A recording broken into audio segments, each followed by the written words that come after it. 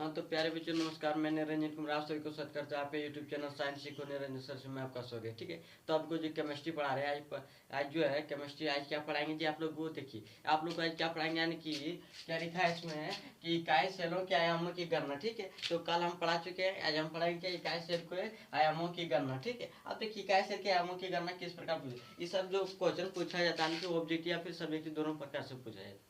जिससे ऑब्जेक्टिव आप लोग को पूछा जाए कि जो है एवोगाड्रो संख्या के जैसे एवोगाड्रो संख्या का जो है मान कितना होता है, जैसे आप नीचे लिख दिया ना कि 6.022 गुना 10⁻23, ये सब के एवोगाड्रो आने के ऑब्जेक्टिव पूछा जाएगा।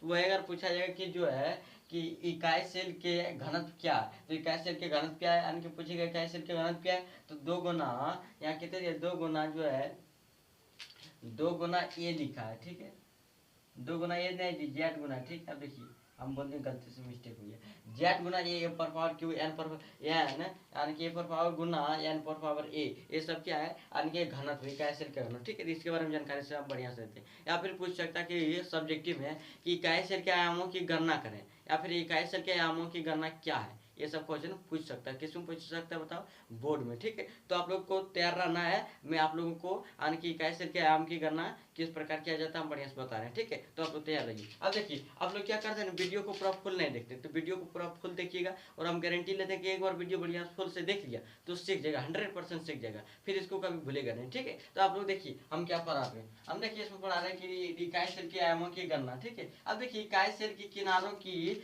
लंबाई ए है, यानी कि इकाई सेल जो दिख रहा है ना इसके यानी कि बोल रहा किनारों की लंबाई कहते हैं ये इकाई। ठीक है, ये इकाई लिख दी। अब ठोस क्रिस्टल का घनत्व डी है, जैसे हम लोग कोई क्रिस्टल रहता है, जैसे कोई ठोस है उसका घनत्व हम लोग क्या लेंगे, डी लेंगे। क्या लेंगे जी, डी। इस प्रकार याद रखना। ठीक है, अब देखिए तीसरा नंबर में क्या लिखे जी कि ठोस पदार्थ का परमाणु द्रव्यमान ये होता है। आपको पता होगा जो परमाणु द्रव्यमान होता है ठोस पदार्थ का, कोई भी ठोस पदार्थ उसका परमाणु द्रव्यमान क्या होता है, ये होता है। ठीक है, साथ से सुनते जाइए। अब फिर लिखा है क्या, लिखा है 4 नंबर में कि एवोगाड्रो संख्या n होता है, यानी कि कोई भी संख्या में एवोगाड्रो संख्या कितने होगा, n क्या होगा, n है। ठीक है, अब फिर देखिए क्या बोल रहा है, इकाई सेल में परमाणुओं की संख्या z है, यानी कि इकाई सेल है इसमें परमाणुओं की संख्या कहते हैं z है। मान लेते हैं इसमें इकाई सेल है इसमें परमाणुओं की संख्या कहते हैं z है। ठीक है, अब फिर देखिए क्या लिखेंगे कि माना कि इकाई सेल के किनारों की लंबाई इकाई, माना कि इकाई सेल के किनारों की लंबाई इकाई तथा यानी कि इकाई तथा देखिए क्या लिखा है इकाई, यानी कि लिखा है माना कि इकाई सेल के किनारों की लंबाई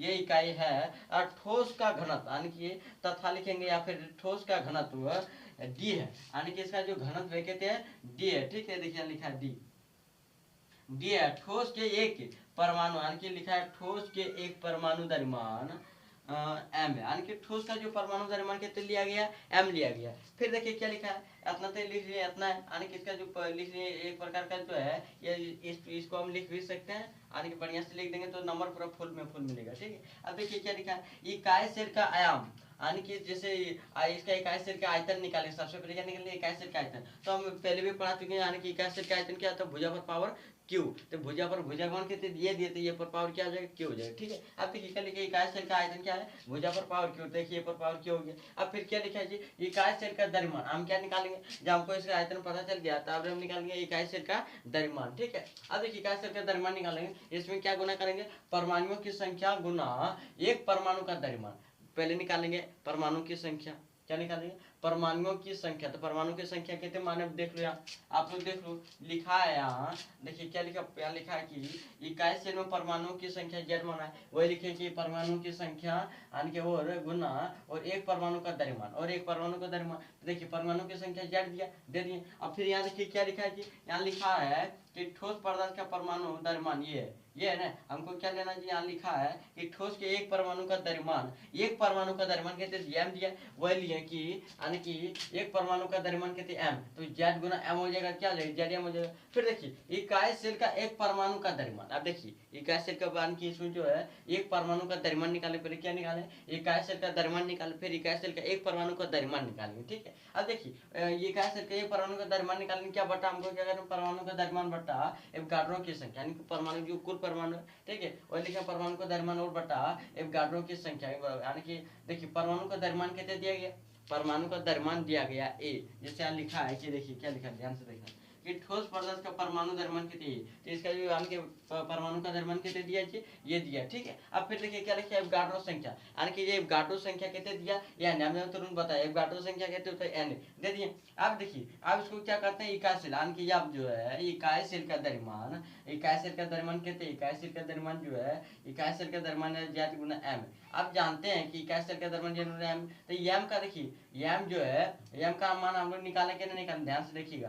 M का मान कितने, M का मान है ये बटा, यानी कि ये बटा N पर N, यानी कि A बटा N पर N और A, वही लिखे A बटा N और A, ये यानी कि M के जगह पर ये रख दिए, कोई दिक्कत। अब फिर देखिए इकाई सेल का घनत्व, ये निकल गया, क्या निकाला, यानी कि इकाई सेल का द्रव्यमान। अरे पूछ देगा कि इकाई सेल का द्रव्यमान क्या होता है, लिख देना Z गुना ये बटा Na, इस प्रकार से क्वेश्चन पूछा जाता है, ठीक है। अब देखिए इकाई सेल का घनत्व, अब क्या जानेंगे, इकाई सेल का घनत्व, तो इकाई सेल का घनत्व हम लोग सबसे पहले क्या करेंगे, जो है यानी कि इकाई सेल का द्रव्यमान, सबसे पहले जो इकाई सेल का द्रव्यमान लेंगे, फिर क्या लेंगे इकाई सेल का आयतन, पहले ऊपर सबसे ऊपर में क्या लेंगे इकाई सेल का यानी कि द्रव्यमान, और नीचे में क्या लेंगे इकाई सेल का आयतन, ठीक है। अब देखिए इकाई सेल का द्रव्यमान हम निकालें, इकाई सेल का द्रव्यमान कैसे निकालें, इकाई सेल का जो द्रव्यमान निकाले हैं Z गुना ए बटा Na, वही लिख दिए Z गुना ए बटा Na, कोई दिक्कत। अब देखिए इकाई सेल का आयतन कैसे निकालें, A पर पावर Q, इकाई सेल का आयतन, इकाई सेल का आयतन कैसे, A पर पावर Q, वही A पर पावर Q लिख दिए, ठीक है। अब देखिए इसका मान तो निकल गया, आप तो आराम से